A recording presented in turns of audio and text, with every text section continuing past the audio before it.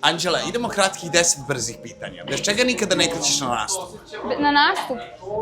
Bez pudera za setovanje. Čija poruka ti ujutro izmami osmeh na lice kada otvoriš svoj mobilni telefon? Pa nema potrebe, moj momak je pored mene, tako da... Koje kućne poslove ne voliš da radiš? Ne volim da perem sudove, ali zato služi sudomašina.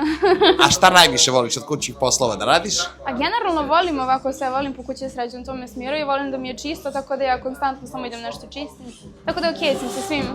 Omiljeno piće? Omiljeno piće, voda, ja samo vodu pijem. I čaj. Omiljena hrana? Sve, bukvalno sve. Omiljeno domaće jelo, znači kuvano u kujini, što bi rekle stare babe koje? Prvo što mi pada na pamet je sarma, iako nije to verovatno, ali ajde da kažem. Dobro. Koliki ti je poslednji račun za struju bio?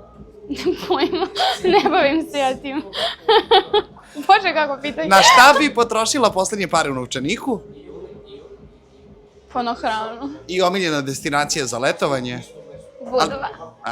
To je to, hvala ti. To je to. Top. Hvala ti.